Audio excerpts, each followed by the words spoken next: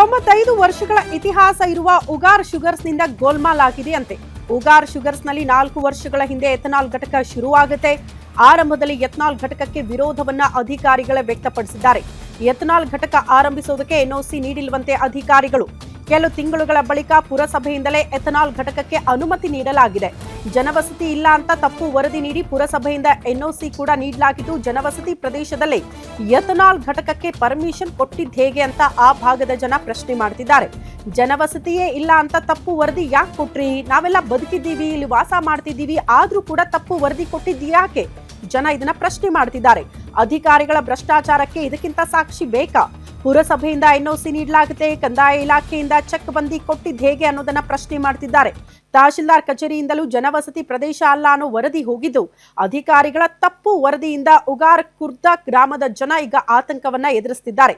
ನಾವು ಬದುಕಿದ್ದೀವಿ, ನಮ್ಮೂರಿನ ಮಧ್ಯದಲ್ಲೇ ಎಥನಾಲ್ ಘಟಕ ಇದೆ ಅಂತ ಜನ ಆಕ್ರೋಶ ಹೊರಹಾಕಿದ್ದಾರೆ. ಕಾಗವಾಡ ತಾಲೂಕಿನ ಅಂದಿನ ತಹಶೀಲ್ದಾರ್ ಆರ್ ಬುರ್ಲಿ ಅವರಿಂದ ಸ್ಥಳ ಪರಿಶೀಲನೆ ಕೂಡ ಆಗಿದ್ದು, ಸ್ಥಳ ಪರಿಶೀಲನೆ ಬಳಿಕವೂ ಎಥನಾಲ್ ಘಟಕಕ್ಕೆ ಪರ್ಮಿಷನ್ ಕೊಟ್ಟಿದೆಯೇ ಯಾಕೆ? ಪರಿಶೀಲನೆ ಮಾಡೋ ಹೊತ್ತಲ್ಲಾದ್ರೂ ಅಲ್ಲಿ ಜನ ವಾಸ ಮಾಡ್ತಿದ್ದಾರೆ, ಜನರ ಮನೆಗಳಿದೆ, ಇದ್ರ ಮಧ್ಯದಲ್ಲಿ ಎಥನಾಲ್ ಘಟಕ ಇದೆ ಅನ್ನೋದು ಅವರ ಗಮನಕ್ಕೆ ಬರ್ಲಿಲ್ವಾ? ಗಮನಕ್ಕೆ ಇದ್ದು ಕೂಡ ಅವರು ಅದೇ ರಿಪೋರ್ಟ್ ಅನ್ನ ಸಬ್ಮಿಟ್ ಮಾಡಿದ್ರ ಅನ್ನೋದು ಪ್ರಶ್ನೆ ಆಗ್ತಾ ಇದೆ. ಈ ಬಗ್ಗೆ ಮತ್ತಷ್ಟು ಡೀಟೇಲ್ಸ್ ಅನ್ನ ಕೊಡ್ತಾ ಹೋಗ್ತಾರೆ ನಮ್ಮ ಪ್ರತಿನಿಧಿ ದುರ್ದುಂಡಯ್ಯ ದೂರವಾಣಿ ಸಂಪರ್ಕದಲ್ಲಿದ್ದಾರೆ. ದುರ್ದುಂಡಯ್ಯ, ಎಕ್ಸಾಕ್ಟ್ಲಿ ಯಾವೆಲ್ಲ ಇಲಾಖೆಗೆ ಸಂಬಂಧಪಟ್ಟಂತೆ ಪರ್ಮಿಷನ್ ನೀಡಲಾಗಿದೆ? ಎಲ್ಲ ಗೊತ್ತಿದ್ದು ಕೂಡ ಅಕ್ರಮದಲ್ಲಿ ಎಲ್ಲ ಇಲಾಖೆಯ ಅಧಿಕಾರಿಗಳು ಭಾಗಿಯಾದ್ರು ಈ ಪ್ರಶ್ನೆ ಇದೆ.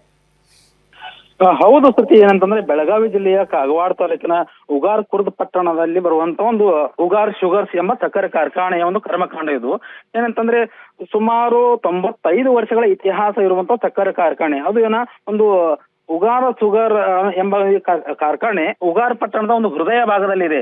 ಆದ್ರೆ ಇಲ್ಲಿ ಸಾಕಷ್ಟು ಜನಸಂಖ್ಯೆ ವಾಸ ಮಾಡ್ತಿದ್ದಾರೆ. ಸುಮಾರು 2011ರ ಒಂದು ಜನಗಣತಿಯ ಪ್ರಕಾರ ಒಂದು 23,000ಕ್ಕೂ ಅಧಿಕ ಜನಸಂಖ್ಯೆಯಲ್ಲಿ ವಾಸ ಮಾಡ್ತಾ ಇದ್ದಾರೆ.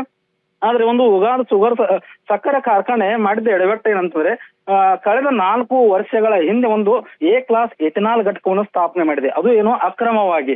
ಕಾರಣ ಏನಂತಂದ್ರೆ, ಸಾಕಷ್ಟು ಜನಸಂಖ್ಯೆ ಹೊಂದಿರುವಂತ ಪ್ರದೇಶದಲ್ಲಿ, ಜನ ಇರುವಂತ ಪ್ರದೇಶದಲ್ಲಿ ಎಥನಾಲ್ ಘಟಕಕ್ಕೆ ಪರ್ಮಿಷನ್ ಕೊಡಬಾರ್ದು. ಆದ್ರೆ ಇದನ್ನು ಹೇಗೆ ಪರ್ಮಿಷನ್ ಕೊಟ್ರು?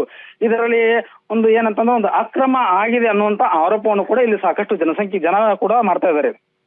ಇದಕ್ಕೆ ಸಂಬಂಧಪಟ್ಟಂತೆ ಒಂದು ಪುರಸಭೆ ಅಧಿಕಾರಿಗಳು ಕೂಡ ಬರ್ತಾರೆ. ಪುರಸಭೆ ಅಧಿಕಾರಿಗಳು ಕೂಡ ಹೇಗೆ ಪರ್ಮಿಷನ್ ಕೊಟ್ರು, ಅದಾದ ಬಳಿಕ ಒಂದು ತಹಶೀಲ್ದಾರ್ ಕೂಡ ಬರ್ತಾರೆ. ತಹಶೀಲ್ದಾರ್ ಕೂಡ ಎನ್ಒಸಿ ಕೊಟ್ಟಿದ್ದಾರೆ. ಒಂದು ಪರಿಸರ ಮಾಲಿನ್ಯ ನಿಯಂತ್ರಣ ಅಧಿಕಾರಿಗಳು ಕೂಡ ಬರ್ತಾರೆ.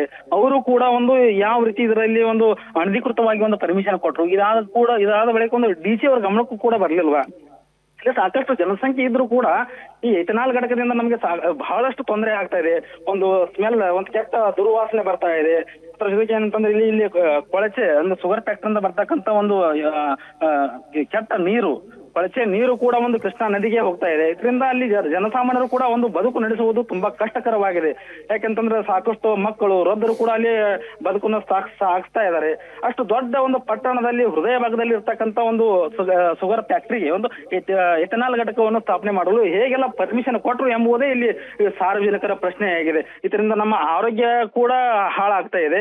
ಸಾಕಷ್ಟು ಬಾರಿ ಅಧಿಕಾರಿಗಳ ವಿರುದ್ಧ ನಾವು ಪ್ರಶ್ನೆ ಮಾಡಿದ್ರು ಕೂಡ ಯಾವುದೇ ರೀತಿಯಿಂದ ನಮಗೆ ರೆಸ್ಪಾನ್ಸ್ ಕೂಡ ಮಾಡ್ತಾ ಇಲ್ಲ.